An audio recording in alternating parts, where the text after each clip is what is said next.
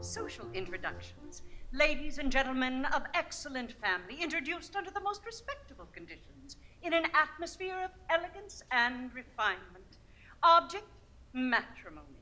Unfortunately, I won't be able to offer my usual lightning speed today, as I have a previous arrangement in Yonkers, New York, arranging the second marriage of Mr. Horace Vandergelder, the well-known half-millionaire. As my late husband, Ephraim Levi, always said, that means he's got at least 60,000 cash. But I'll do my best to have you carried across somebody's threshold before the week is out. Now, I might also mention that I am available for financial consultation, instruction in the guitar and mandolin, short distance hauling, and varicose veins reduced. Come on, dear Dolly. She's the one who spits his recommend. Just name the kind of head your sister. Want to just match him up. Don't forget to bring your maid and I to match him up. Come on,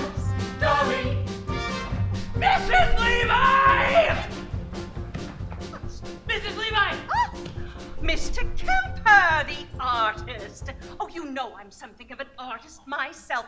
I do those silhouettes with scissors and black paper. And, oh, here's one of Ada Rayan looking the other way. I have to do them like that because I'm no good at noses. Mrs. Levi, the Yonkers train leaves in 5 minutes, and if we don't get there on time... But we will, Mr. Kemper.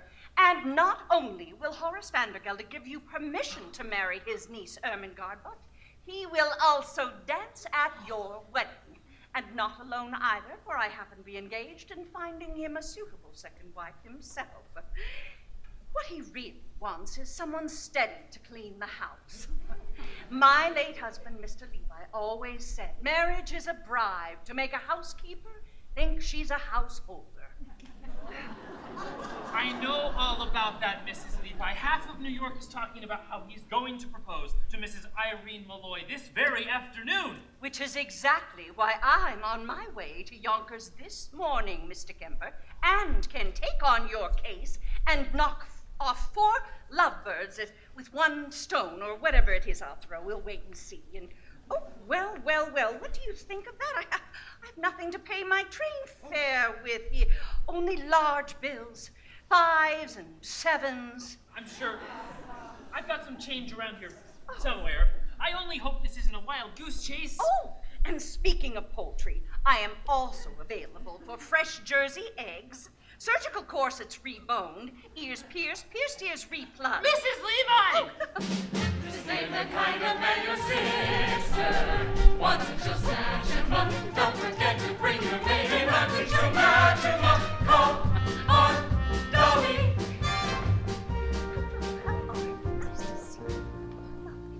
Tell me, Mrs. Levi, what's in all this for you? Oh, a living, Mr. Kemper.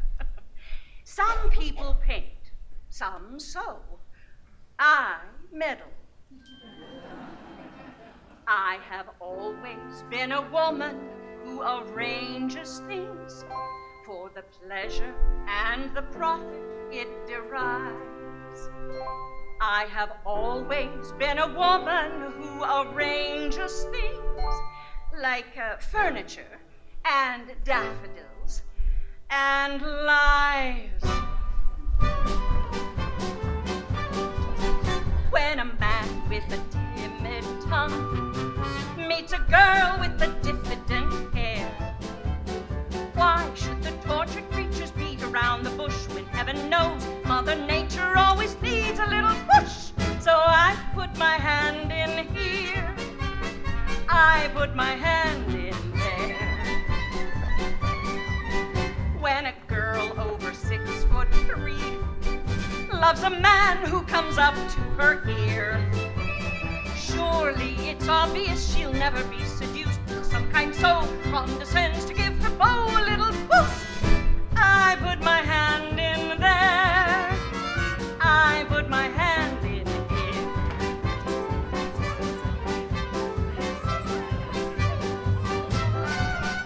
I have always been a woman who arranges things. It's my duty to assist the Lord. I have always been a woman who arranges things like luncheon parties and poker games and love. My aplomb at cosmetic art turned a frump to a trump lady fair. She had a countenance a little bit like Scrooge, but oh, today you would swear the Lord himself applied the rouge. I put my hand in here.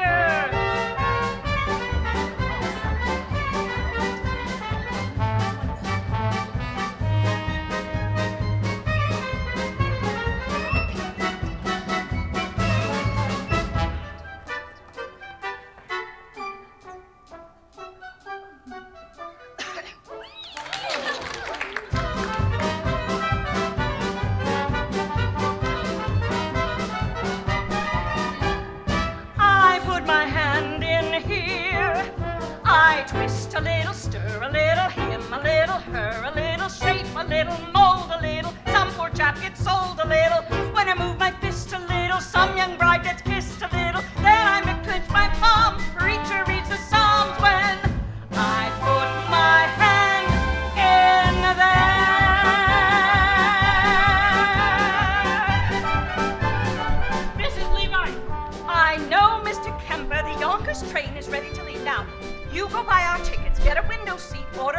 and I'll meet you on board.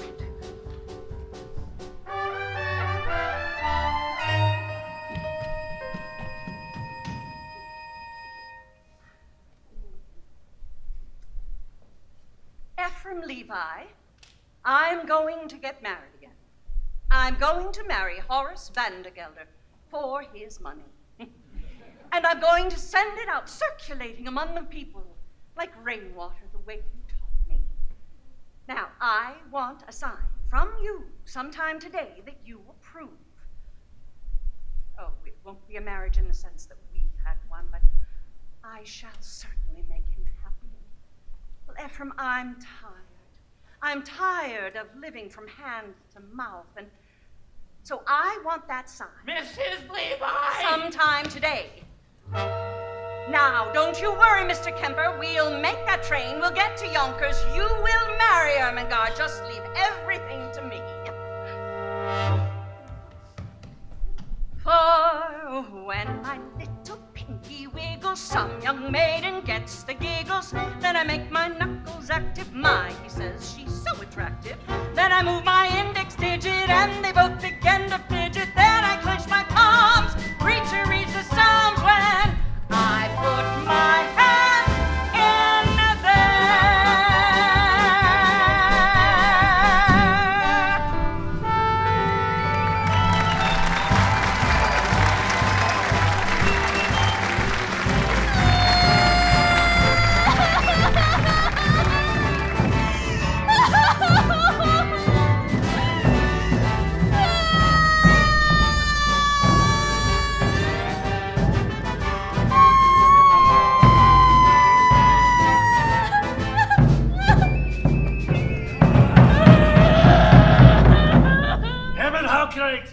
Yonkers, my Yonkers, with all that bellowing in my ear. I can't help it, Uncle.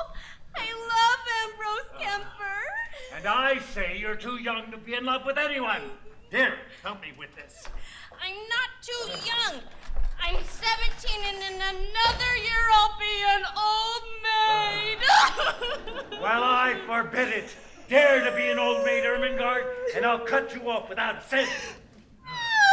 Oh, and stop crying around the store. I can't help it. I'm unhappy. Then, by thunder, you'll go weep for a while in New York where no one will know you. Now go upstairs and start packing your trunk. And don't get any tears on the lock. They were just oils. Cornelius, Barnaby. You stamped Mr. Vandergelder? I did. I've got news for you both. I am going to New York this afternoon to march in the 14th Street Parade. And when I come back, you'll have a mistress. But I'm too young, Mr. Vandergelder. Not yours, hell and damnation, mine! I mean, I am getting married again. And in honor of that occasion, I've decided to promote you, Cornelius, to chief clerk. And what am I now, Mr. Vandergelder? You're an impertinent fool, that's what you are, and I'm promoting you from impertinent fool to chief clerk. Any more questions? Yes. What? Does the chief clerk get one evening off a week? So, this is how you thank me for your promotion, is it? Cornelius. No, sir, you'll attend the store as usual. Now get back to work, and don't forget to put the lid on the sheep there. Evenings are marrying artists. Foolishness.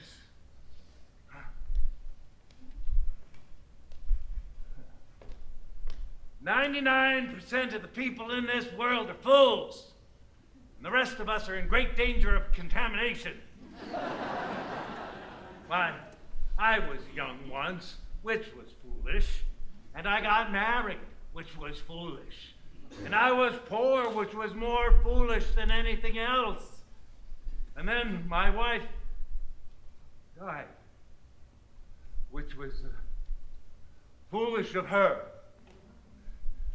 And then I grew older, which was sensible of me, and I became rich and mean and friendless, which in Yonkers is about as far as you can go. Oh, I know what you're wondering now. Why would a man of so much good sense be planning anything as foolish as getting married again? Well, the answer's quite simple. This house, without a woman, is an empty shell. And pretty dirty, too.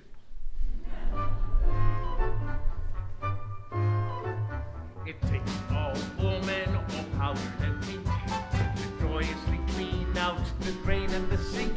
And it takes an angel with long golden lashes and soft dressing fingers for dumping the ashes. Yes, it takes a woman, a dainty woman, a sweetheart, a mistress, a wife. Oh yes, it takes a woman, a fragile woman, to bring you the sweet things in life. That frail young maiden who's constantly there, washing and bluing and shoeing the mare. And it takes a female for setting the table and wheeling the Guernsey and cleaning the stables. Yes, it takes a woman, a dainty woman, a sweetheart, a mistress, a wife. Oh yes, it takes a woman, a fragile woman, to bring you the sweet things in life. And so she'll work until infinity. 3 cheers for femininity. Rah, rah, rah, rah, rah, rah, F-E-M-I-T-Y. Get out of here. And in the winter, she'll shovel the ice and lovingly set out the trap for the mice. She's a joy and treasure, but practically speaking, to whom can you turn when the plumbing is leaking? To that dainty woman, that fragile woman, that sweetheart, that mistress, that wife. Oh yes, it takes a woman, A husky woman, to bring you the sweet things in life. Oh yes, it takes a woman, a dainty woman, a sweetheart, a mistress, a wife. Oh yes, it takes a woman, a fragile woman, to bring you the sweet things in life.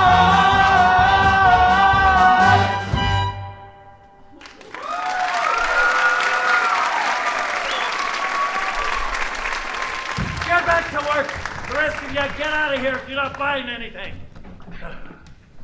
Let's see. Congratulations, What? congratulations, 1,000 congratulations. What? Congratulations, Mr. Vandergelder. All New York is buzzing with the news that you practically proposed to Irene Malloy. The streets are lined with eligible young ladies prostrate with grief. All my congratulations and sympathy. Sympathy? Oh, did I say that? A slip of the tongue, that's all. No, I'm delighted with the happy news. After all, she wasn't easy to unload. By that, I mean, well, you know what people said. Although I, for one, never believed the rumors. No, I didn't. Rumors? Rumors? What rumors? Oh, nothing to be upset about, Mr. Vandergelder. According to all known facts, her first husband passed on quite naturally. It's just that he went so sudden, that's all. A few spoons of chowder she made special for him, and... But it could happen to anyone. No truth in it at all. Just one word of advice, Mr. Vandergelder. Eat out. Now, hold on, Mrs. Levi.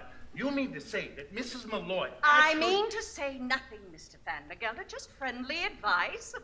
Keep away from the chowder.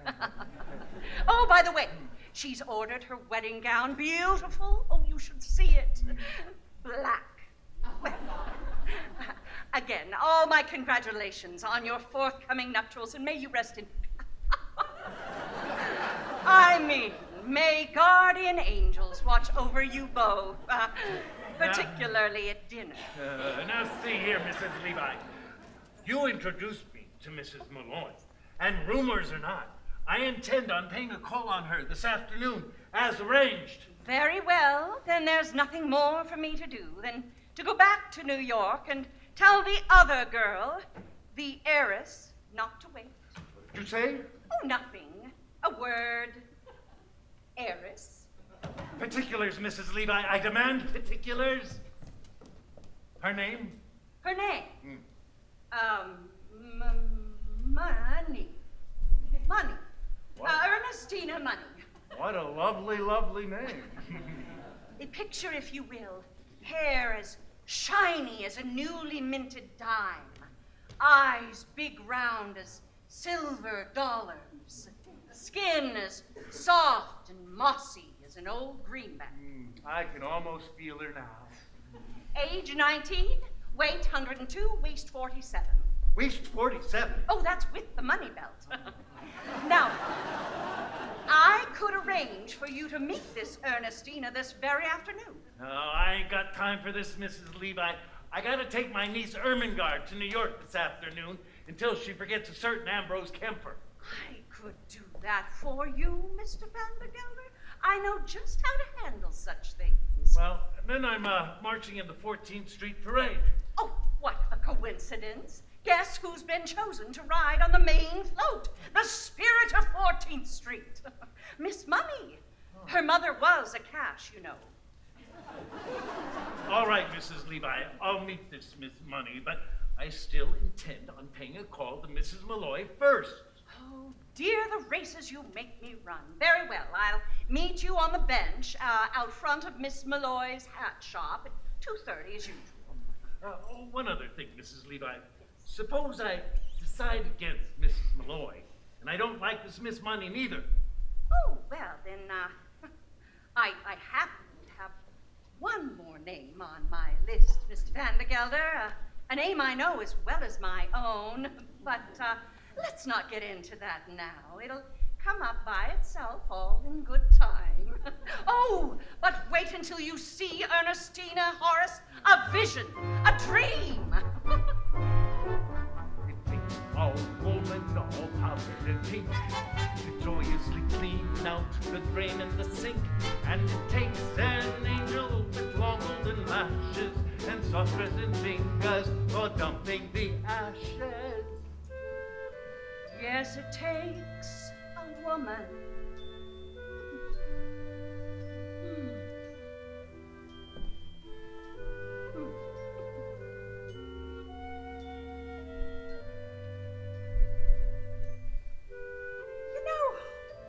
You know, Ephraim, I think I'll have that front room done over in blue wallpaper. Yes, blue. Ermengarde, Ambrose, we've got plans to make. Chief clerk. Promoted from chief clerk to chief clerk. And in 10 years, if I'm good, I'll be promoted to chief clerk again. 33 years old and I still don't get an evening off. When am I gonna begin to live? Well, you can live on holidays, Cornelius. Do you remember what happened last Christmas? All those canned tomatoes went bad and exploded and you and I cleaned up the mess all afternoon? Do you call that living? Yeah, no. We're going to New York, Barnaby. You mean close the store? Uh-huh. Cornelius, we can't do that. We'll have to. Some more rotten tomato cans are going to explode. Holy cabooses! How do you know? I'm gonna light this candle under them. That's how I know. It'll make such a stench. Customers won't be able to come into the place for 24 hours. That'll get us an evening off. Oh, we're going to New York, Barnaby, and we're going to live. Oh, we're going to have a good meal. We're going to be in danger. We're going to spend our money. We're going to be arrested. Holy cabooses! And one more thing. We're not coming back to Yonkers until we've each kissed a girl. Oh, wait, Cornelius, you can't do that. You don't know any girls. I'm 33 years old, Barnaby. I've got to begin sometime. I'm only 17, Cornelius. It isn't so urgent for me. New York, Barnaby. Elevated trains, the lights of Broadway, the stuffed whale at Barnum's Museum. A stuffed whale? A stuffed whale. What do you say, Barnaby? Yes, Cornelius, yes! Now, the first thing to do is to make you financially independent. I know I'll find you a job. Can you dance? I'm an artist, Mrs. Levi. I paint. Oh, well, then, my card. Mrs. Dolly Levi, painters taught how to dance. Now, There's a man, Rudolph Reisenweber, at the Harmonia Gardens restaurant on 14th Street. I'll give you a note for him, and we'll see if he can't get you both entered into the polka contest tonight. Oh, the prize is a week's engagement and a gold cup. Oh, the cups we won, Ephraim and me. Hold on, Mrs. Levi. No fiancé of mine is going to set foot in a cafe. And I don't mind saying I'm quite surprised you have acquaintances in a place like that. Oh, not acquaintances, Mr. Kemper. Friends. Dear friends from days gone by. My late husband, Ephraim Levi, believed in life and any place you could find it. Cafes, ballrooms, yes, even theaters. Why, even when times were bad, every Saturday night, like clockwork, down those stairs at the gardens we came, Ephraim. It's very well to come down like clockwork, Mrs. Levi, but you're asking Ermengarde to work there. It's the only way to show Horace Vandergelder that we mean business. Now, you go to the Harmonia Gardens this afternoon and say Mrs. Levi sent you. And incidentally, tell Rudolph that Dolly's coming back. And I want a table for two and a chicken for 8 o'clock tonight. Yeah, now the bottom row looks all right, Cornelius. Hold the candle under the ones on top. Not too close! They're swelled up like they're ready to burst. Oh, holy cabooses, Cornelius, I can smell it up here. Let's get dressed, Barnaby. We're going to New York. Out there's a world outside of Yonkers. Way out there beyond this hick town, Barnaby. There's a slick town, Barnaby, out there, full of shine and full of sparkle. Close your eyes and see it glisten, Barnaby. Listen, Barnaby.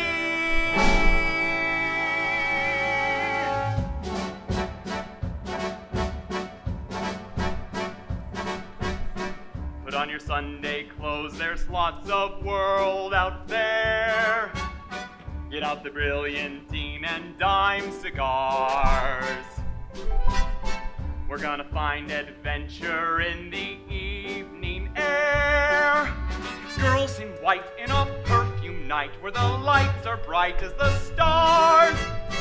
Put on your Sunday clothes, we're gonna ride through town.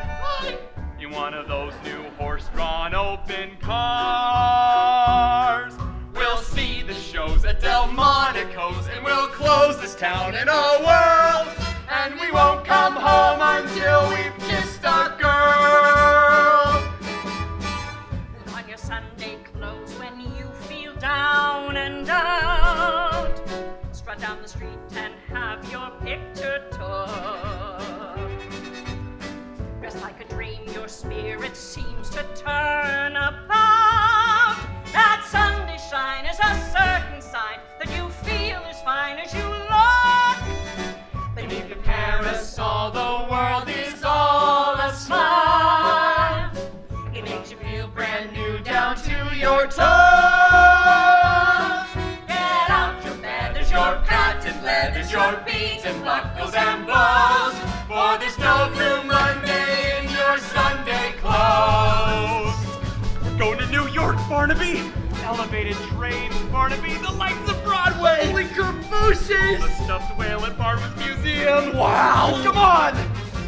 Put on your Sunday clothes when you feel down and out. So down the street and have your picture took. Just like a dream, your spirit seems to turn about. That Sunday shine is a certain sign that you feel as fine as you look. Beneath your parasol, the world is all a smile.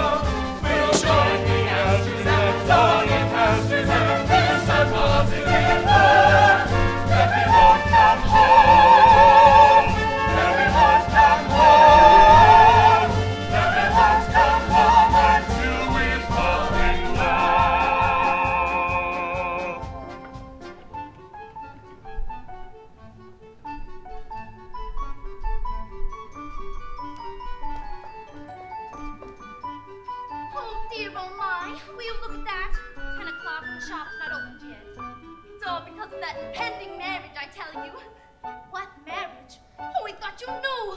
Why, the marriage of Mrs. Levi's ranged between Mr. Horace Vandergelder, the well-known Yonkers half-a-millionaire, and my employer and friend, Miss Irene Malloy. Although, if you ask me, she'll never take the place of her late husband, Mr. Peter Malloy. May he rest in peace wherever he may be, I'm not sure. He was a caution, you know. Oh, it's all too much, what with the late husbands and new marriages. And on top of everything else, Miss Mortimer returning this hat for the 3rd time. Same old story, she wants more cherries and feathers, to catch a beau, I suppose. Although, if you ask me, she'd be better off with a nice heavy veil. I told her ribbons down our back is what we'll be wearing this summer if you want to catch a gentleman's eye. But she'd have none of it. Cherries and feathers she wants, on today of all days. And that poor, dear, sweet Mrs. Malloy has enough on her mind, what with... With what, Minnie? With the door. It's stuck. Oh, it's stuck. Then push.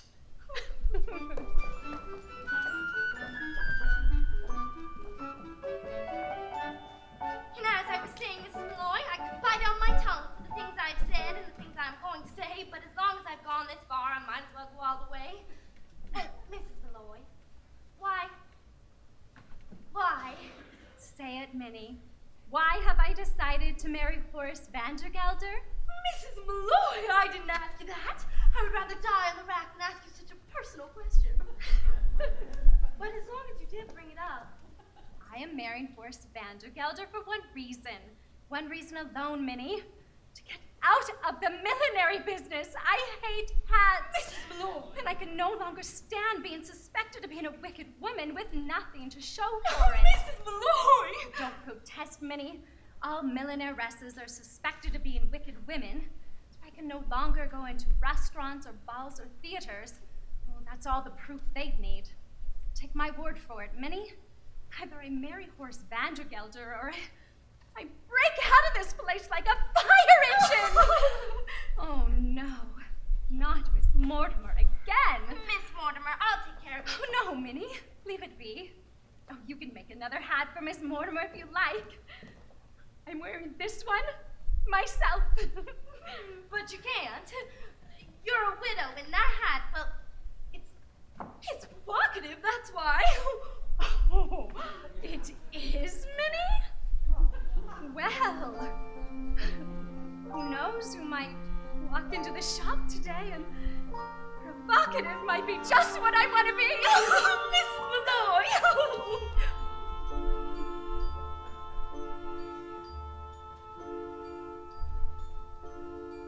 I'll be wearing ribbons down my back this summer.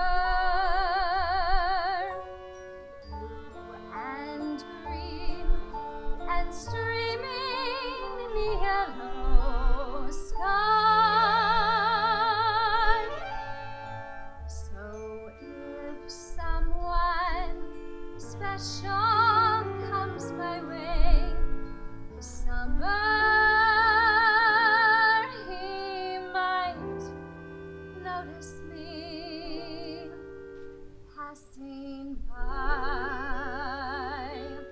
and so I'll try to make it easier to find me in the stillness of July, because a breeze might stir a rainbow behind me that might happen to catch the gentleman's eye. might smile and take me by the hand this summer, making me recall how lovely love can be. And so I will proudly wear ribbons down my back, shining in my hand, that he might notice me.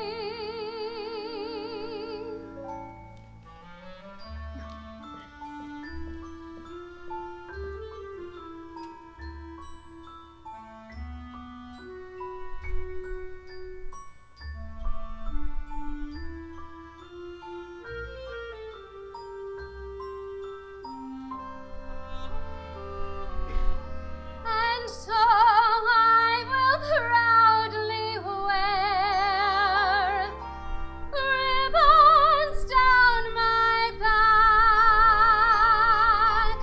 shining in my hand, that he might notice me.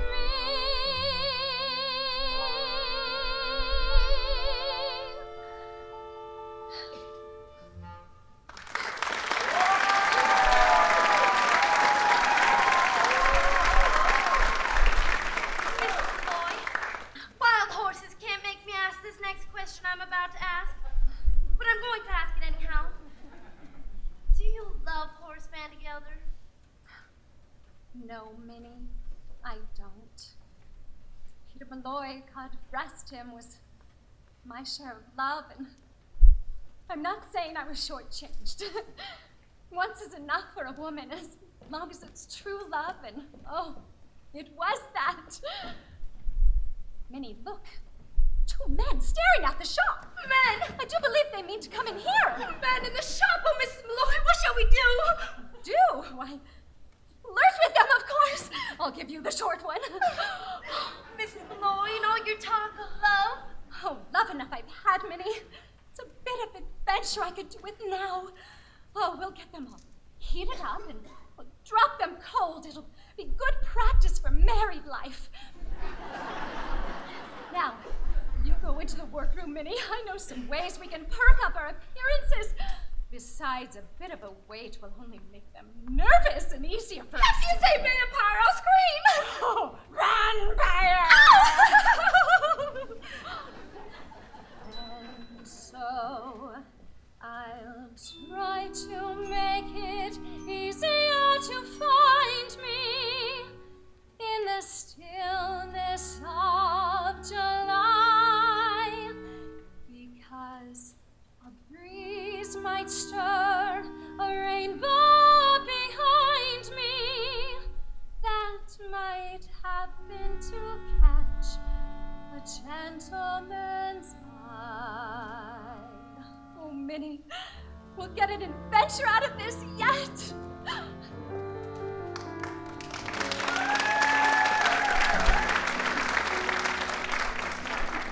We'll get an adventure out of this yet, Barnaby. All day long we walk around New York and nothing happens. Then we come to the quietest Major Gelder! No! Is he still out there? Go look. He's sitting right on that bench. Cornelius, are you sure this is an adventure? You don't have to ask, Barnaby. When you're in an adventure, you'll know it. How much money have you got left? Oh, not much, Cornelius. 40 cents for the train ride back, 30 cents for dinner, and 20 cents to see the whale. Why? When those women come out, we'll have to pretend to be customers. Okay. Customers, that's it. Okay. Maybe the best thing to do is to pretend to be rich. Uh-huh. That way we won't have to spend anything. Uh-huh. We're just two gentlemen about town looking for hats for ladies. Good afternoon. Malloy. Here, Cornelius Hackle. Barnaby Tucker here, Barnaby. My pleasure. Now, what can I do for you, gentlemen? We're You see, happy. we're just We two want to buy a ladies lady about for town two for looking for Mrs. hats for Malloy. We want a hat. For a lady, of course, and everyone says to go to Mrs. Malloy because she's so pretty. I mean, her hats are so pretty. And so reasonable. As reasonable as under $1, so we still have enough to see the whale. You pay him no mind, ma'am. He's come all the way from Yonkers to see the stuffed whale, and he's all excited. Keep an eye on that street, Barnaby, and you might see it pass by. Is it big and black with mean little red eyes? Yes. Yeah, it's right on that bench. Excuse me, but did you say Yonkers, Mr. Hackle? Oh, yes, ma'am, Yonkers. And forgive me for saying this, but you should see Yonkers. And by that, I mean perhaps Mr. Malloy would like to see Yonkers, too. Oh, I'm a widow, Mr. Hackle. You are? Barnaby, she's a widow! Oh, that's too bad. I'm sure Mr. Malloy would have enjoyed Yonkers. Especially in that hat. On you, of course, not on Mr. Malloy. May he rest in peace. You're Catholic, aren't you? Don't let that worry you. I'd be willing to change. Mrs. Malloy, if you should ever happen to have a Sunday free in the near future, I would be more than pleased to show you Yonkers from top to bottom. Well, as a matter of fact, Mr. Hackle, I might be there sooner than you think. Oh, really? You see, I have a friend who lives in Yonkers. Do you? Perhaps you know him. Perhaps I do. Although it's always foolish to ask in cases like that, isn't it? It's a Mr. Vandergelder. Horace Vandergelder? Of Vandergelder's Hay and Feed? Do you know him? No! Mr. Vandergelder is a substantial man and well-liked, they tell me. A lovely man, Mrs. Malloy, just lovely. Has one fault as far as I'm concerned. He's hard as nails. Cornelius, I think he's... Now I wonder if your friend might like this Look one. out! Beg your pardon, Mrs. Malloy! Gentlemen, what are you doing? Help us, Mrs. Malloy, we'll explain everything! What? Well, come out of there this minute! We're as innocent as can be, Mrs. Malloy! Oh, well, really, Mr. Hackle, Mr. Tucker, I insist that you come out of there, or I'll be forced to... Mrs. Malloy. Mr. Vandergelder. I don't suppose Mrs. Levi is here, is she? She was supposed to meet me on that bench 10 minutes ago. Well, she can just go looking for me if she comes. When I make an appointment, I expect people to be on time. Here's a present for you. Chocolate-covered peanuts, unshelled. It's the expensive kind. Did I just see you talking to two men here? Men, Mr. Vandergelder, what would men be doing in a lady's hat shop? Well, now, let's go back into my workroom. I'm so anxious for you to see Yes, it. I saw that last week. So you did. Well, now, Mr. Vandergelder, what's new in the hay and feed business? I understand you have 3 friends, hard as nails. What the devil are you talking about? Yonkers. I hear it's a beautiful city. Oh, and who's been telling you about Yonkers, may I ask? Nobody. A friend. A friend? Well, you see, he was... He? A customer, Mr. Vandergelder. Someone quite well-to-do, as a matter of fact. He was in here buying hats for ladies. You might even know him, though it's usually silly to ask in cases like that. It's Mr. Cornelius Hackle. Did you say Hackle? Why, yes. He happens to be my chief clerk, that's all. I demand an explanation, Mrs. Malloy. And I'm going to give it to you. Why shouldn't she know Cornelius Hackle? Everybody in New York knows Cornelius Hackle. Why, he's here at the opera, in all the fashionable homes. Why, he's at Harmonia Gardens restaurant 3 times a week. Impossible. He's only got $146.35, and I keep it in my own safe. Oh, Mr. Vandergelder. Oh, you're killing me. He's one of the Hackles. They built a canal. What canal? The Panama. Both. I'm telling you, it ain't the same man. Who took the horses out of Jenny Lynn's carriage and pulled her through the streets? Cornelius Hackle. And who dressed up as a waiter at the Fifth Avenue Hotel and dropped an oyster down Mrs. Astor's? I can't say what it is, but it's Cornelius. He's the playboy of New York.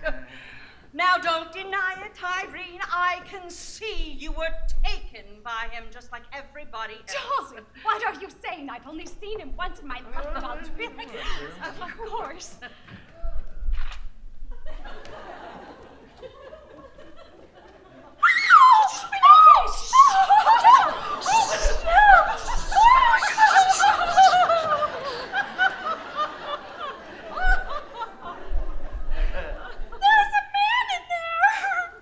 look, if there's a man in there... No, Mr. Vandergelder, you can't. It's too dangerous.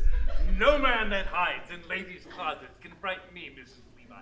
Now stand aside. No man indeed, Mr. Vandergelder. Oh, I can see you'd make short work of any man with those muscles. Oh, I can see them now.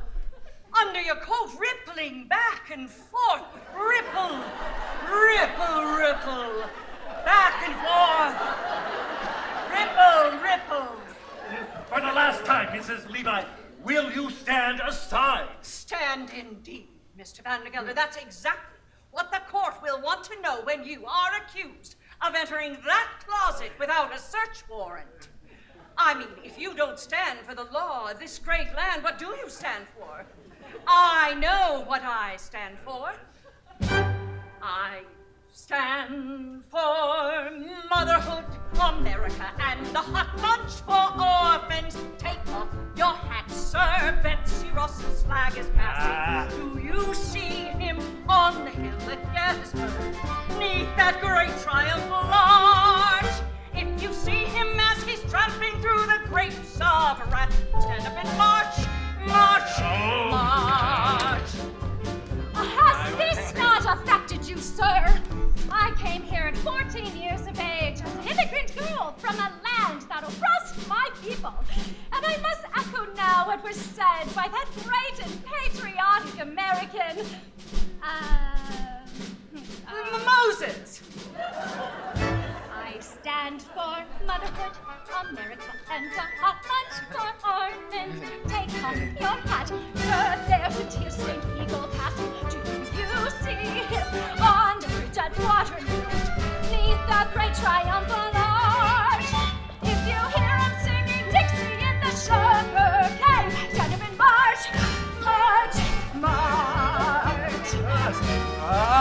I stand for motherhood, America, and a hot lunch for orphans. I regret that I've won life before my country. In the words of Lincoln, I land and took my seat.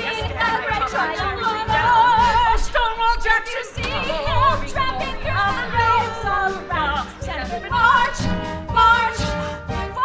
7 years ago, march, march. To form a more perfect union. March, march. down the torpedoes, full speed ahead. March, march, march.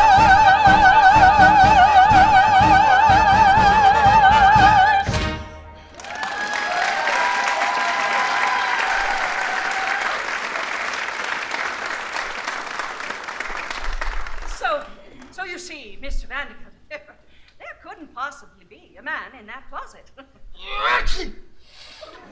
Mrs. Malloy! Wait. All right. There is a man in that cupboard. Aha! And another under that table. What the devil? There also happens to be a very simple explanation.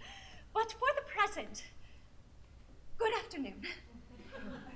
Good Lord, the whole room's crawling with men. I'll never get over it. I take it I'll see you later, Mr. Vandergelder? You certainly will, Mrs. Levi, with a certain young lady on the main float at the end of the parade. No, I'm sorry.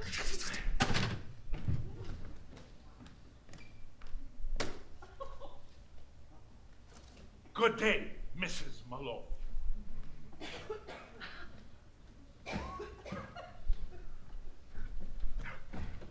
Mrs. Malloy, I can explain everything. Do not wish to hear any explanation from you, Mr. Hackle. Just you and Mr. Tucker do me the pleasure of leaving my shop at once, or I will send for Officer Gogarty. Well, Irene, if you ask me, calling in officers, letting them off too easy. The law courts, that's where they belong. I know, I've been adding up the legal offenses these two have committed, and believe me, you've got grounds for at least 2 writs, a non compos mentis, and a garnishee. Now, the main thing is to show that you tried to settle it amicably first. Have dinner with them. Dinner? Absolutely necessary, Dolly. Oh, it's the way things are done in the law, Irene. Dinner first, garnishee afterwards. Well, if it must be, Mr. Hackle, Mr. Tucker, you may take Miss Fay and myself to dinner. We'd be delighted, Mrs. Malloy. I speak for Barnaby, too. I hear there's a very fine restaurant at the railroad station. Oh, no, Mr. Hackle. If the Harmonia Gardens is good enough for your fashionable friends, it's good enough for us. I hear there's a lovely orchestra there, Minnie. Oh, no, we couldn't go there. It isn't the money or anything. It's the whale. It's the whale. No, it's not the whale, Barnaby. It's the dancing. You see, they have dancing in places like that. Exhibitions, contests even, and I don't know how. And it would take me weeks, months, years to learn, and Mrs. Dolly Levi, 33-year-old chief clerk, taught how to dance. Now it's simple. You put one arm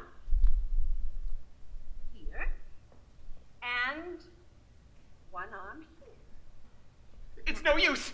I have absolutely no sense of rhythm. Oh, absolutely no sense of rhythm is one of the primary requirements for learning by the Gallagher-Levi method. Just give me 5 minutes of your time, Mr. Hackle, and I'll have you dancing in the streets. Now, we'll begin with lesson 7, the waltz kick turn. It's simple. Now, right foot, touch. Left foot, touch. Under, forward, back, touch. In, around, unfurl, release. Oh, how wonderful. When I think of the lucky women who will find heaven in your arms, let's go back to lesson 1. Put your hand on her waist and stand with her right in your left hand. And 1, 2, 3, 1, 2, 3, 1, 2, 3. Wow, I'm dancing. Well, I was. Of course you are, Mr. Hackle.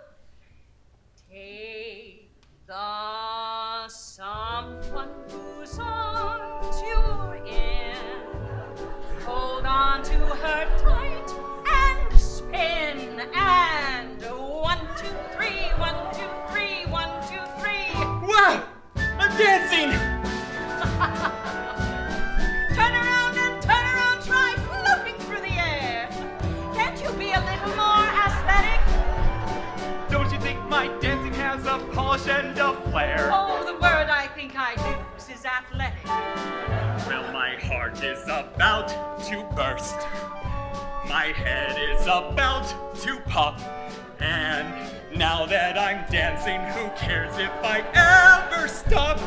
Look, I, Cornelius Hacklesport, am dancing. You're next, Mr. Tucker. Glide and step and then step and glide. Okay. Everyone, stand aside!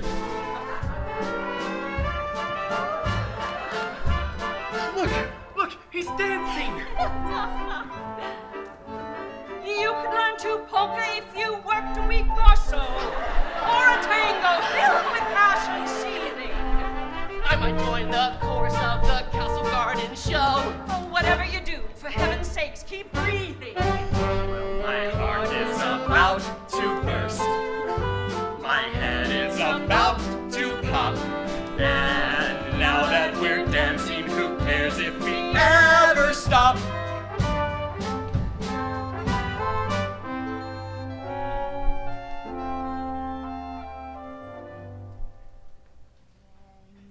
There's someone you hardly know and wish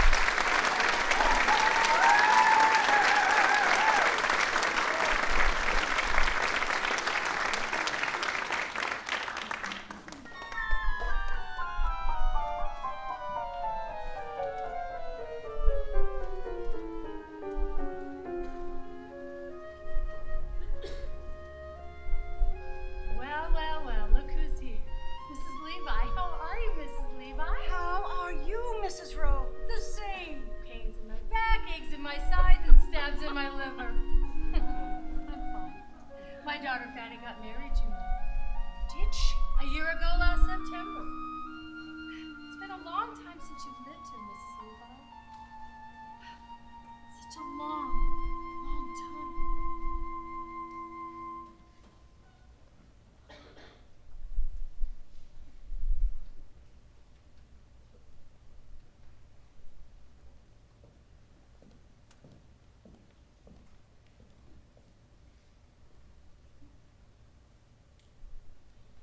Ephraim, let me go. It's been long enough, Ephraim. Every evening for these last years, I've put out the cat, locked the door, and made myself a little rum toddy. Before I went to bed, I said a prayer thanking God that I was independent, that nobody else's life was mixed up with mine. Then one night, an oak leaf fell out of my Bible. I had placed it there on the day you asked me to marry you. It was a perfectly good oak leaf, but without color and without life, and I suddenly knew that I was like that leaf. For so many years, I have not shed one tear, nor have I been filled with the wonderful hope that something or other will turn out well. And so I've decided to rejoin the human race. And Ephraim, I want you to give me away. Before the parade passes by, I want to get in step while there's still time left. Before the parade passes by. Mrs. Levi, come along. Cornelius has taken us down to see the 14th Street Parade. Everyone will be marching. Irene, you're crying. Oh, Dolly, the world is full of wonderful things. Come with us, Dolly. I will. I will, Irene.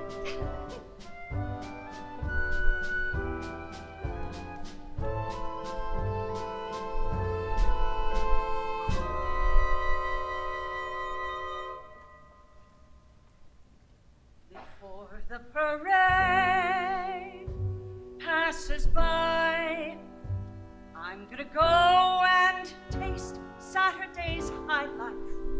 Before the parade passes by, I'm gonna get some life back into my life. I'm ready to move out in front. I've had enough of just passing by life.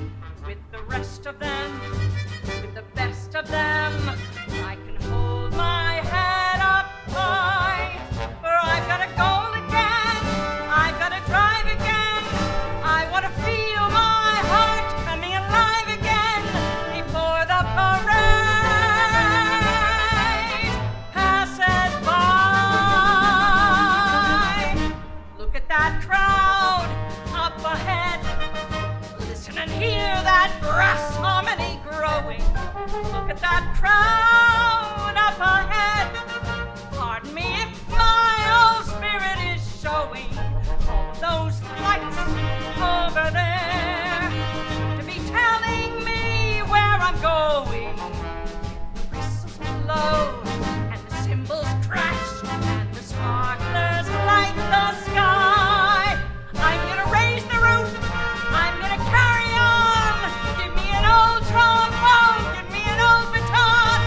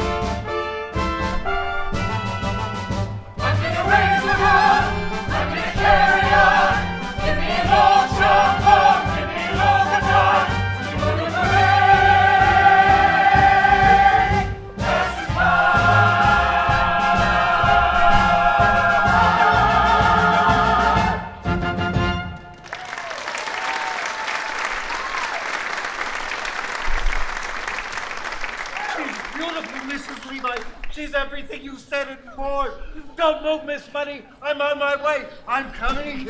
No. Hey, you. Stop that. That's my fiancée. Hey, put that, stop, thief, pickpocket.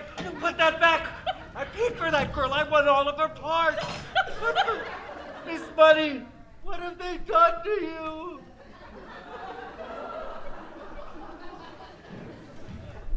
Nothing. Mrs. Levi, what's the meaning of this?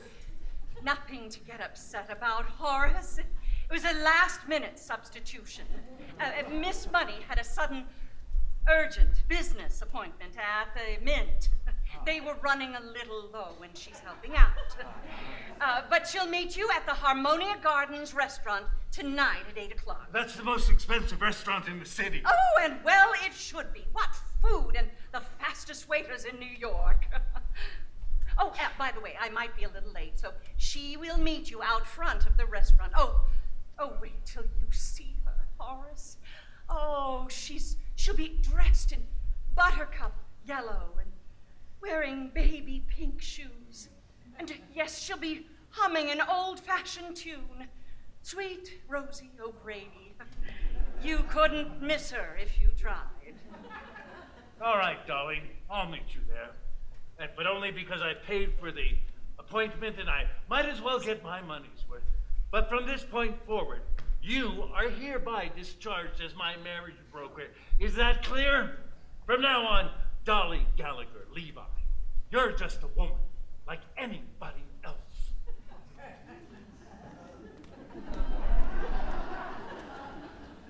Ephraim, he's as good as mine. I'm gonna raise the roof. I'm gonna carry on. Give me an old trombone. Give me an old guitar. For the parade passes by.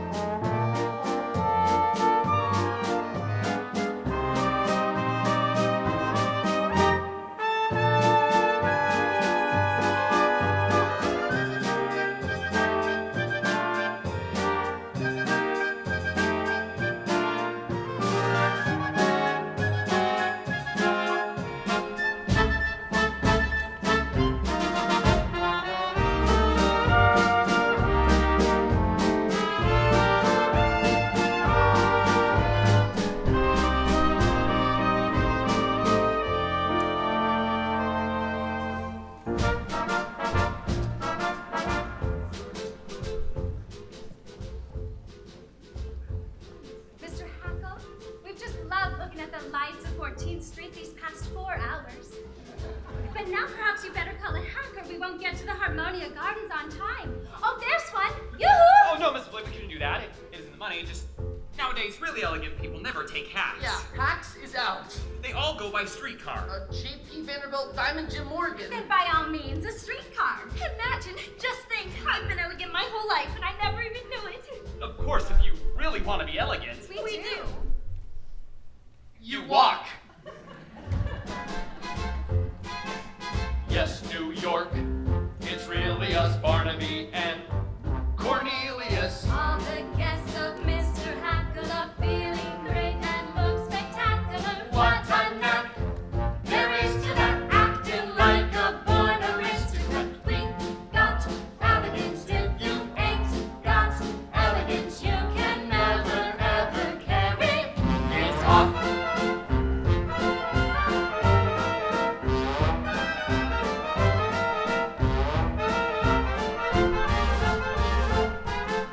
All who are will brand agree. Minnie Fay has pedigree. Exercise your wildest whims tonight. We are out with the diamond gems tonight. Could they be misleading us? Silver spoons were used for feeding us. We Got elegance. If you ain't got elegance, you can never ever carry.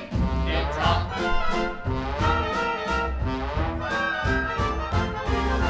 Middle class, don't speak of it, savoir-faire.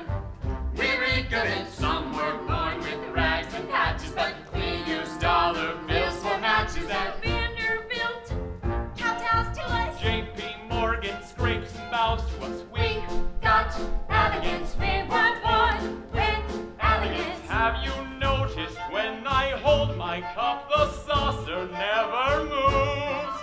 And the way I keep my pinky up indubitably proves that we got elegance. We got built in elegance, and with elegance, we'll carry on.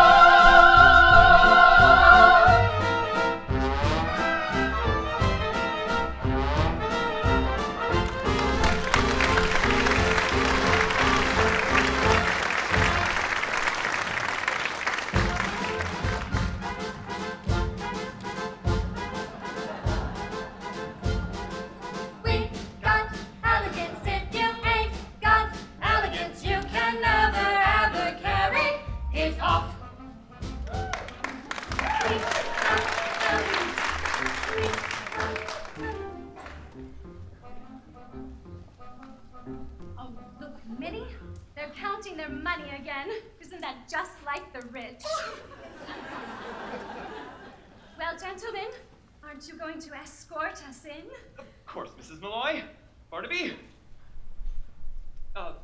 Mrs. Malloy. Yes, Mr. Hackle? Mrs. Malloy, as we begin in, may I Yes, Mr. Hackle? put my arm around your waist? Yes, Mr. Hackle. But I might as well warn you. A corset is a corset.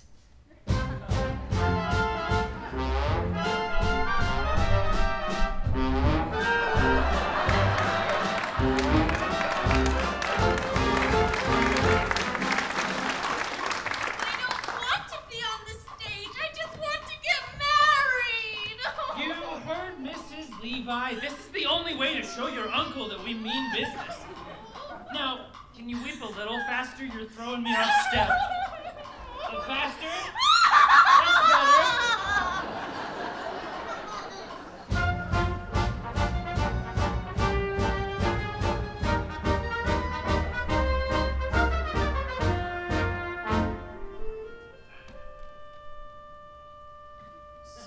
Sweet Rosie O'Grady,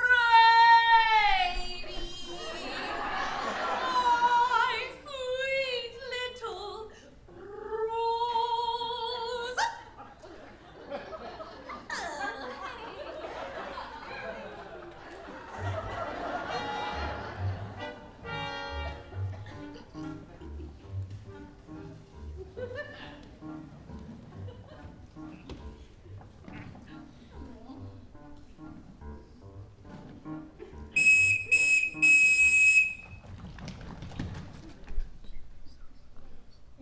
mein Order as head waiter of the Harmonia Gardens restaurant and your supreme commander that tonight of all nights our usual lightning service will be twice as lightning as ever. Or else.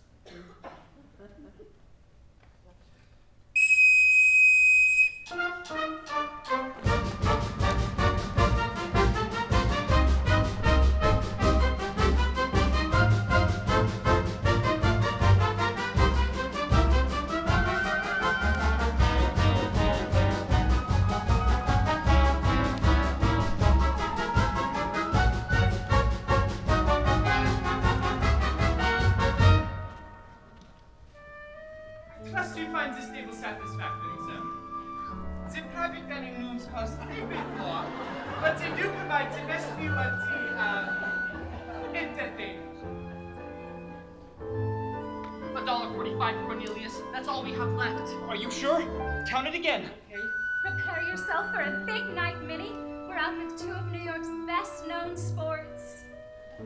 I did make a mistake. $1.35. I'll count it again. No, don't. We can't afford it. I'm gonna order everything on the menu. Waiter!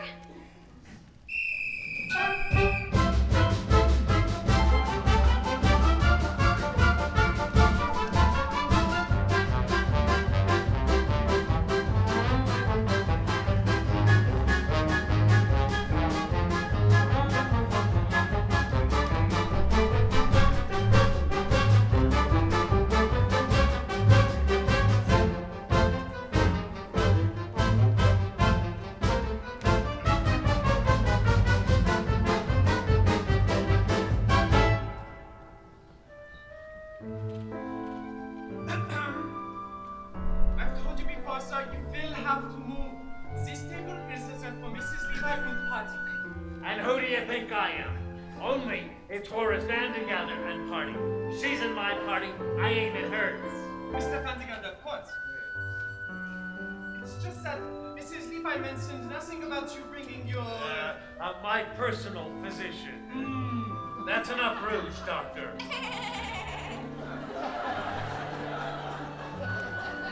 But Mrs. Levi only ordered a chicken for two. Chicken?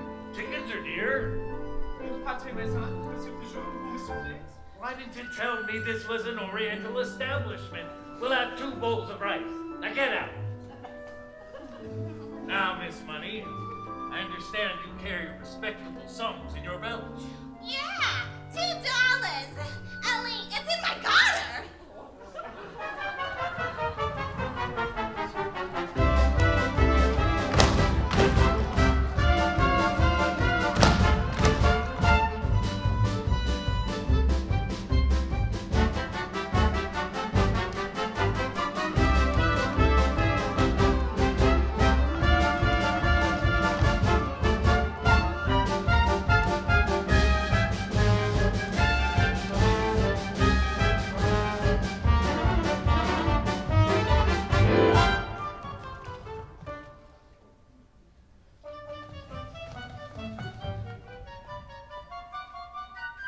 It's so sweet of you to worry about our reputations, Cornelius. But Minnie and I don't care who sees us tonight. Well, Minnie, what have you decided? Oh, I couldn't have anything at these prices. I really couldn't. Great grindstones. What a sensible girl. Waiter, we'll take 4 glasses of beer, a loaf of yesterday's bread, and some cheese. Oh, yesterday's bread. Oh, Cornelius, now I see how you keep half of New York in stitches all the time. Minnie, have you ever eaten pheasant? Pheasant? Say,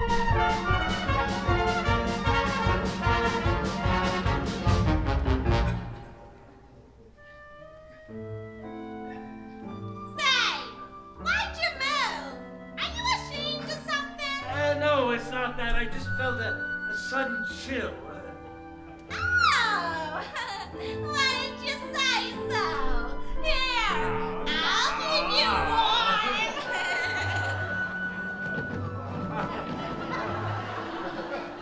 Now, why don't we order something to hold us over until the rice comes?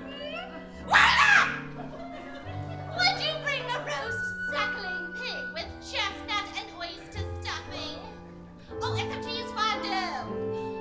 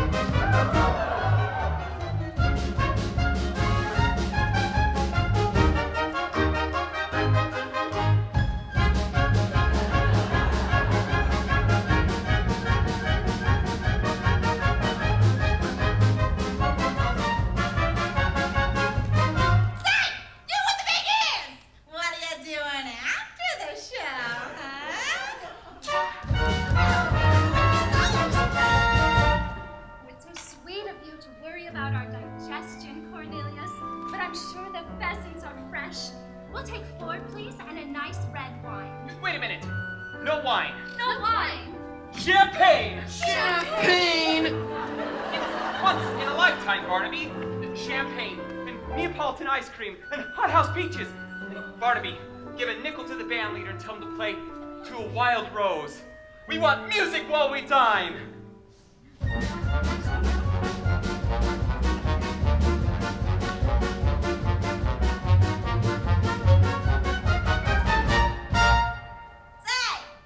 this is a cafe, isn't it? Let's dance. The Vandergelders do not dance, Miss Malloy, or Miss Money. We're Presbyterian. All right, I'll dance myself. Oh, say, give $2 to the band leader, will you? And tell him to play something refined. I'm gonna do the hoochie coochie.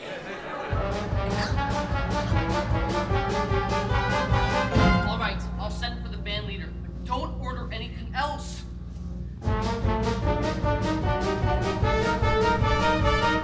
You stay here, Miss Money. I'll give the band leader some money to play a nice waltz.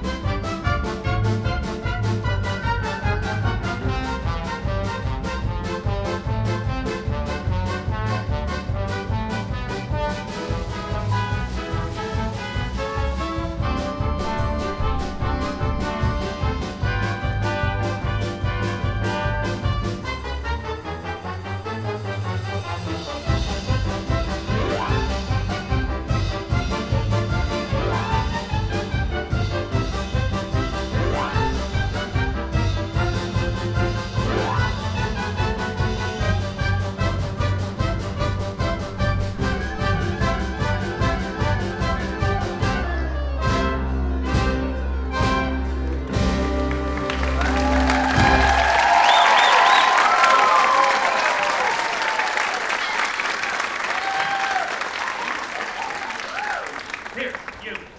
Give this to the band leader and tell him to play a nice waltz. Hi, here's a nickel for the band leader. Can you tell me? No.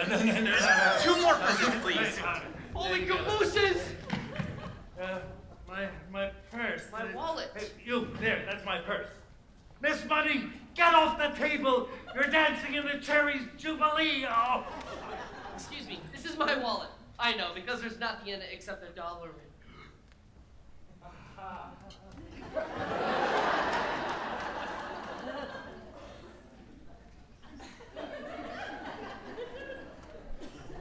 Cornelius. Cornelius. Cornelius. Cornelius. Did he say 2 pheasants? Make that 3, 4 pheasants for the house! I don't care if I don't see the whale. I'll buy my own! Sir! Sir! What's this shouting?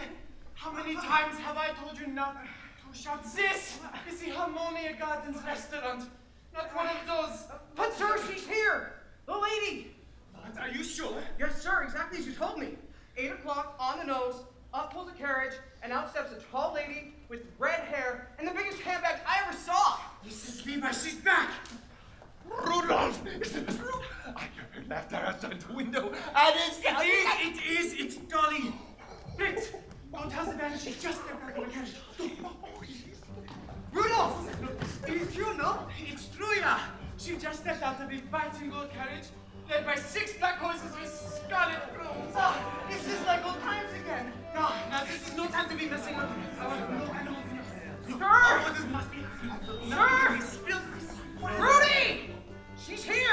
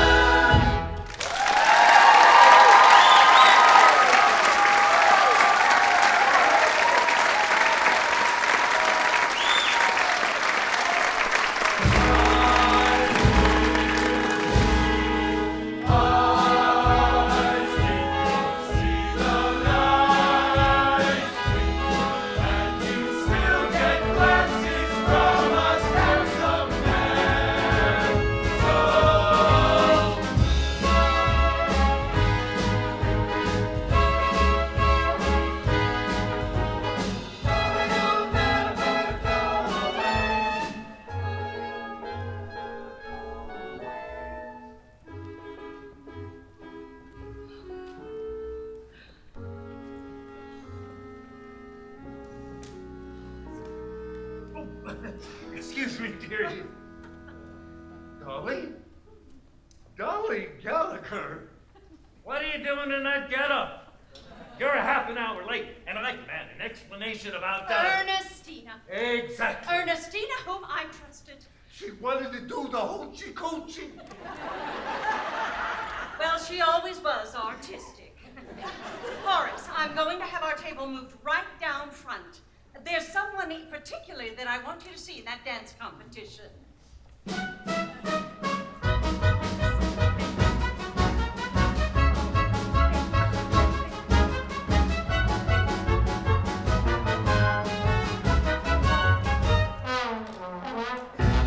Now, don't let's say another word about it. I am as shocked as you are. I can't even think. What have you ordered? Well, you wanted a chicken. Now, see here, Mrs. Levi, about this hoochie coochie girl. Did you say a chicken?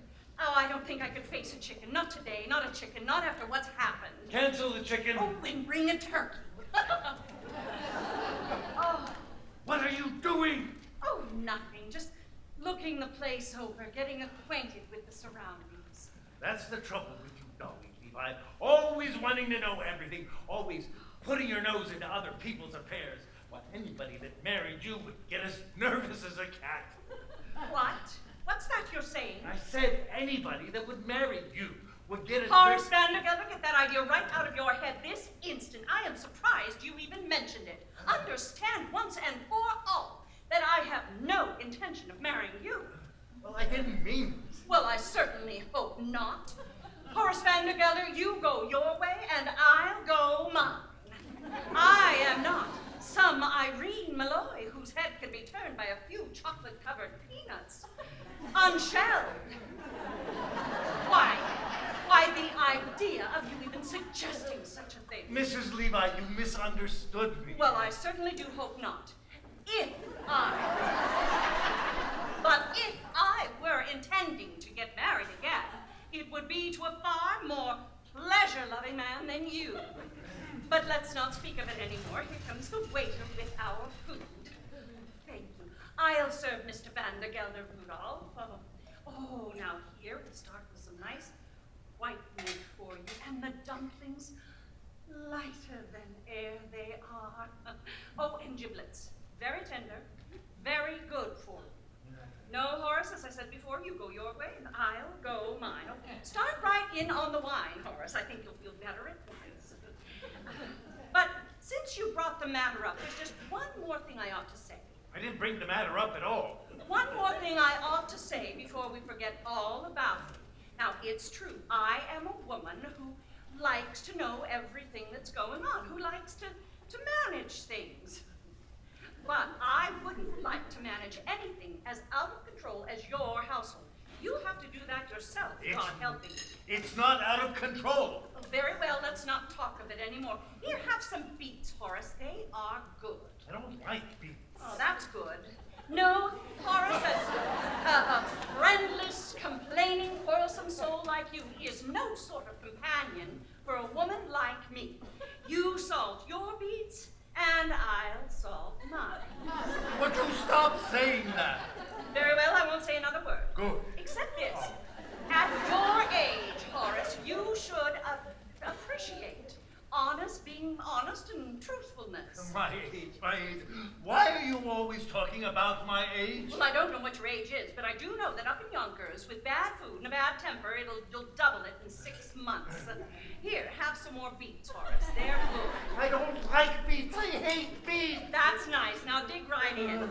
Yes, the pity of it is that you could be a person, purposely charming, pretty, amiable man if you wanted to. I don't want to be charming. Oh, well, but you are. You can't help it. It's just who you are. Now, sit down and we'll talk of something else. But before we change the subject, there's just one more thing I've got to say. If it's I don't want to hear it. You're wasting your time, Dolly Levi. I won't ask you to marry me.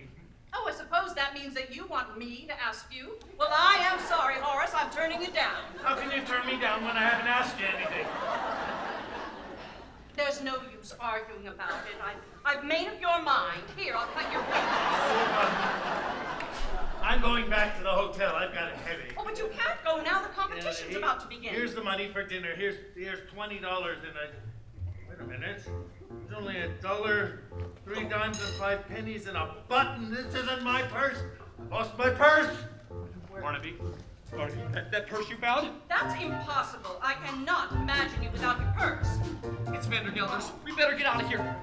What am I gonna do? They don't know me here. I've never been here before. What am I gonna do? Put that turkey down. I can't afford it. Oh, Horace. It's the latest thing. It's a polka. Oh, and there's someone in that dance competition I want you to see. Stanley, would you move our table further down front? I want Mr. Vandergelder to be able to see this dancer's graceful movements.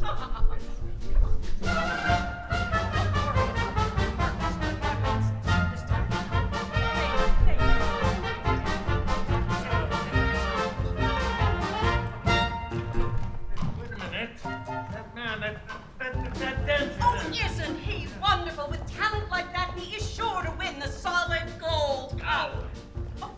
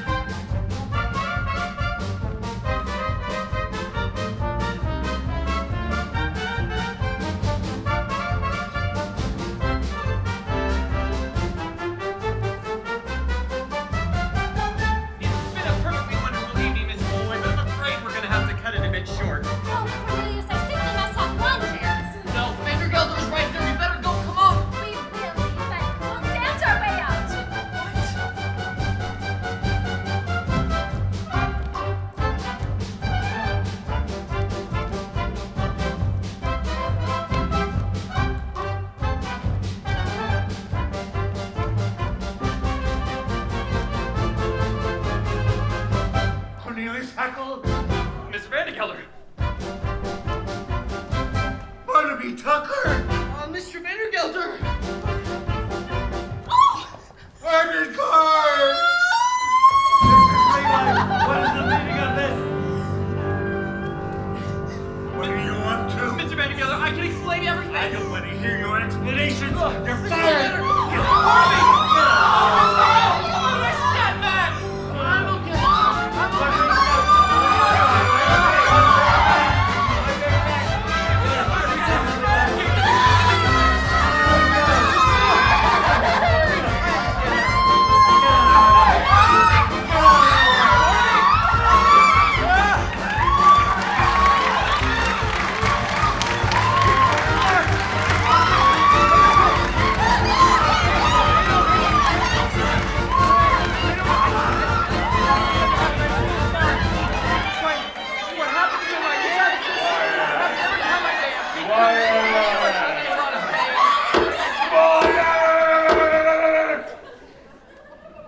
That's better. Now, you're all charged with assault and battery, disturbing the peace, inciting to riot, and several other equally serious violations of the laws of this city. Is there anyone here who will speak on your behalf? I said, is there anyone here who will speak on your behalf?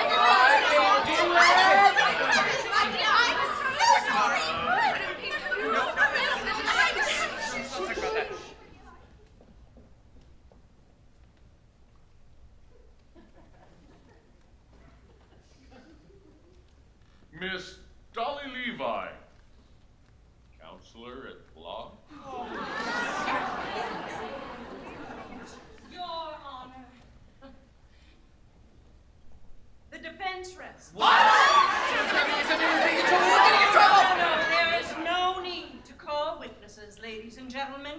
Not when I see upon that bench a brow that gleams brims with honor.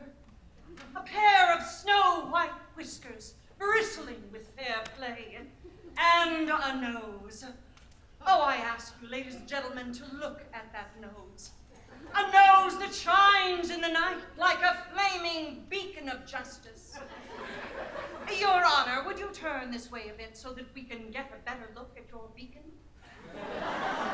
Oh!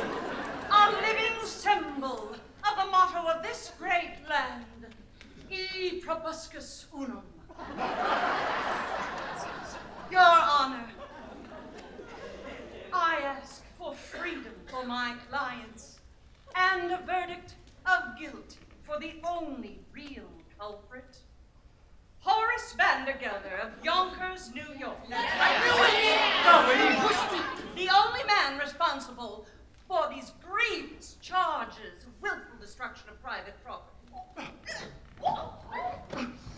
A curtain torn, a waiter bruised, und a solid gold cup bent.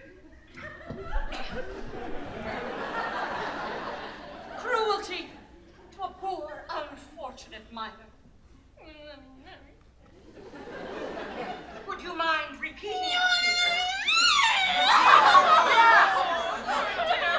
Begging your pardon, Mrs. Levi. If it pleases the court, I have something to say. I was just about to call on you, Mr. Hacker. Go right ahead. Cornelius Hackle, if you dare testify against me, I'll discharge you. You've already done that, Mr. Vandergelder. Come on, do it again. You've done it again, too. But even if you hadn't, I'd still say what I have to say. Now, I don't know much about inciting a riot or disturbing the peace, but what I do know is that what happened to me today, which is the most important thing that can happen to a person, might not have happened if I would have followed your orders and stayed in Yonkers. Your Honor, I'm talking about none other than love. What? You mean after 33 years, you've fallen in love just because you took one evening off? Oh, no, Mr. Vandergelder. I didn't fall in love with Mrs. Irene Malloy of this city in one evening. An hour, even that's too long. What's shorter than a minute? A second. Shorter than that. A moment. That's it. I'll go slowly so you can get it all down. It only takes a moment for your eyes to meet, and then your heart knows in a moment you will never be alone again. I held her for an instant, but my arms felt sure and strong. It only takes a moment to be loved a whole life long. Isn't the world full of wonderful things? There I sat, cooped up in Yonkers for years and years, and all the time, wonderful people like Miss Malloy were walking around New York, and I didn't even know it. I don't know if you can see from where you're sitting. For instance, the way her eye and her forehead and cheek come together, can you? I tell you this right now, a fine woman is the greatest work of God on earth. Now, you can talk all you want about Niagara Falls or the pyramids. They aren't in it at all. Of course, I've seen women before. But today, I gotta speak with one equal to equal. And they are so different from men. And awfully mysterious, too. I bet you could know a woman 100 years and never really be sure whether she liked you or not. I've lost so many things today. My job, my future, everything that people think is important, but I don't care. Even if I have to dig ditches for the rest of my life, I'll be a ditch digger that once had a wonderful day.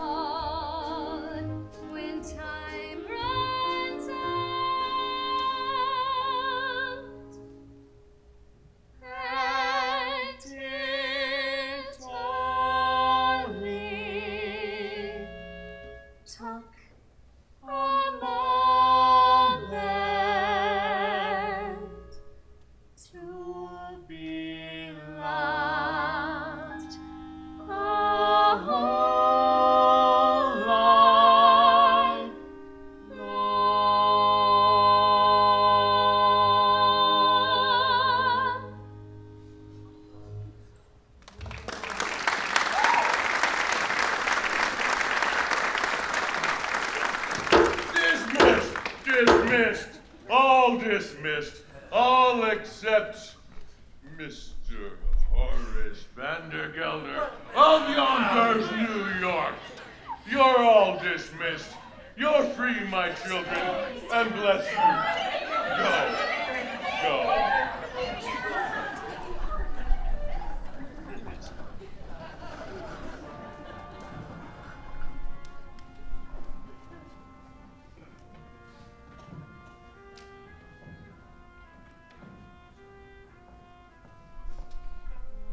You may see the prisoner now, Mrs. Levi.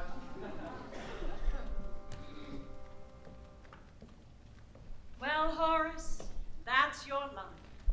Without niece, without clerks, without bride, and without your purse. It looks like there's just one thing left to say. It's for me to ask you to marry me. Never. Not in a million.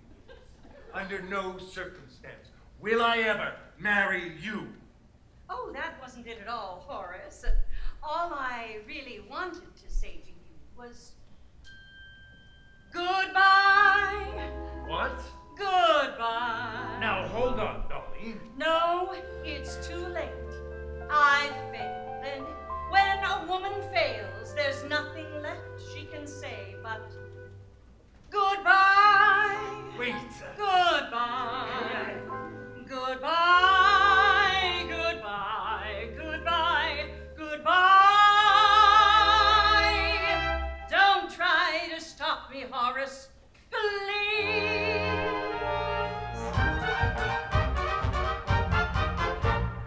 Wave your little hand and whisper so long, dearie. You ain't gonna see me anymore.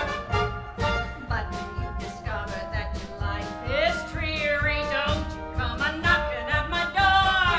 'Cause I'll be all dolled up and singing that song that says you dog, I told you so.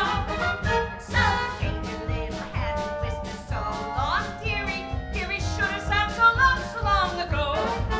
Because you treated me so rotten and rough, I've had enough of feeling low. So wave your little hand and whisper so long, dearie. Dearie should have said so long ago. Oh, I can hear that choo-choo calling me on toward a fancy new address. Yes, I can hear that choo-choo calling me on aboard the Happiness Express. I'm gonna learn to hoochie-coochie, smoke a cigarette. I'm going as far away from Yonkers as a girl can get. And on those cold winter nights, Horace, you can snuggle up to your cash register. It's a little lumpy, but it rings. Don't come a-knocking, I'll be all dolled up and singing that song that says, you dog, I told you so. So, Horace, when you find your life a sad old story, when you see your Dolly shuffle off to glory, oh, I should have said so long ago.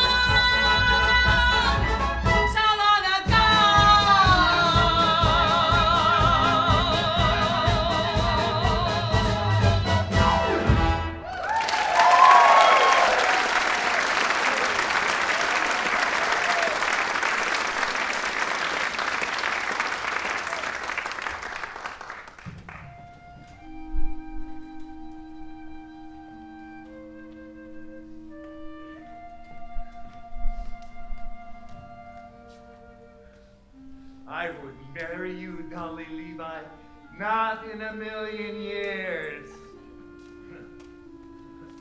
Not if you were the last woman on earth. I didn't need you before, and I don't need you now. Dolly Levi, you go your way, and I'll go mine. Dolly. Dolly.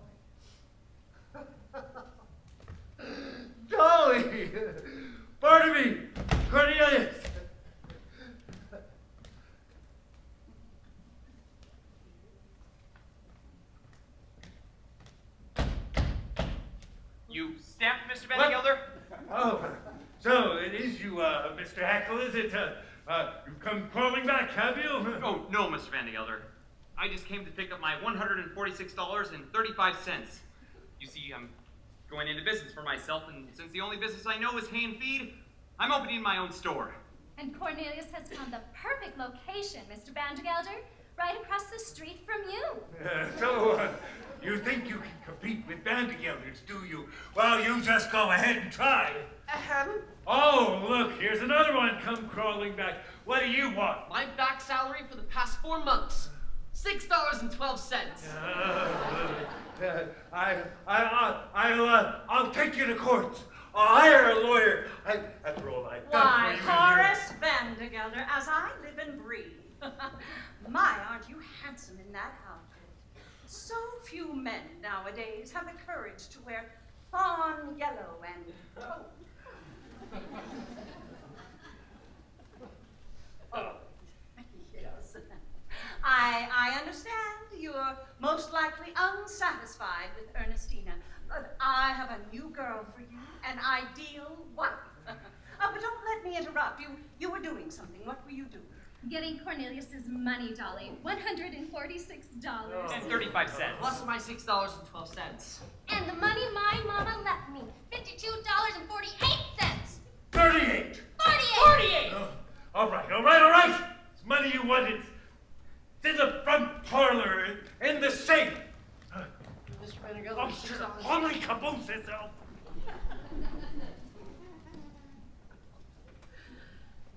Money, money, money, money, money. Oh, it's like the sun we walk under. It can kill or it can cure. Mr. Vandergelder's money. Vandergelder's never tired of saying that most of the people in the world are fools, and in a way, he's right, isn't he? Himself, Irene, Cornelius, myself. Yes, we're all fools, and we're all in danger of destroying the world with our folly.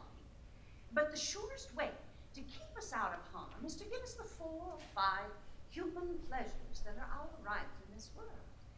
And that takes a little money. Now, the difference between a little money and no money at all is enormous and can shatter the world. And the difference between a little money and an enormous amount of money is very slight. That too can shatter the world. It's all in how you use it, really.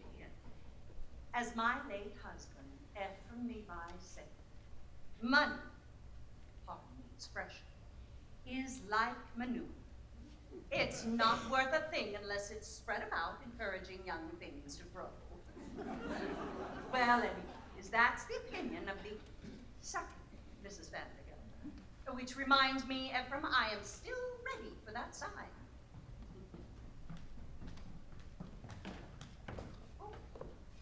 Don't just stand there. It goes in the front room. That way. Now. Well, as I was saying, I have found you, Horace, the ideal wife.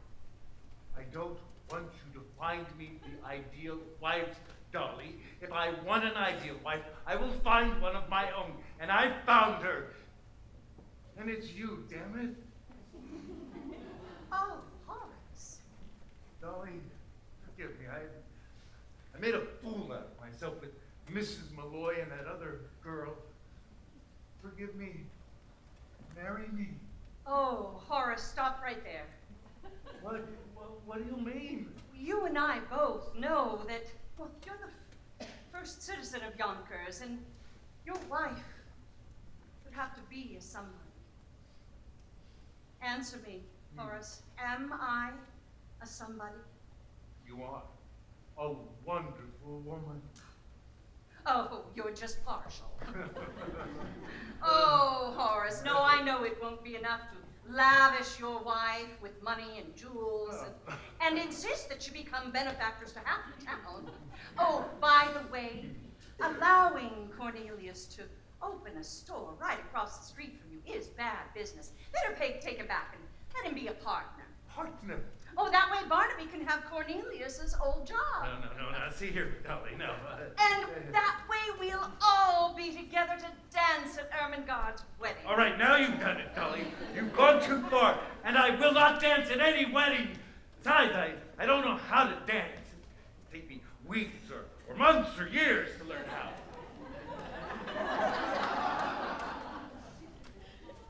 All right, I'll dance. Oh, well, Horace, I never thought I'd hear you say such.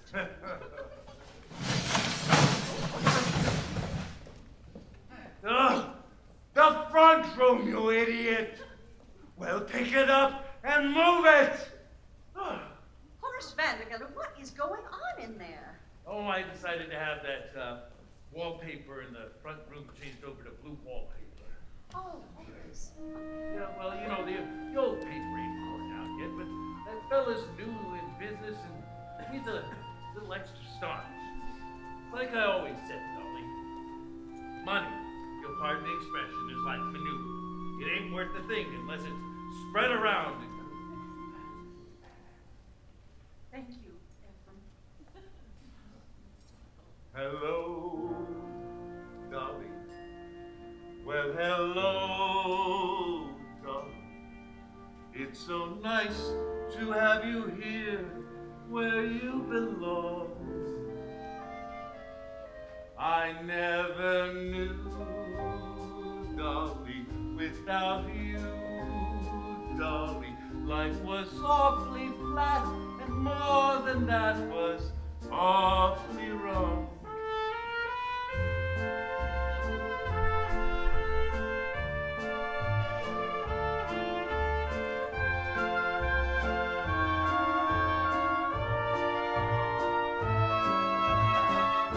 Here's my hat, Horace. I'm staying where I'm at, Horace. Dolly will never go away. Wonderful.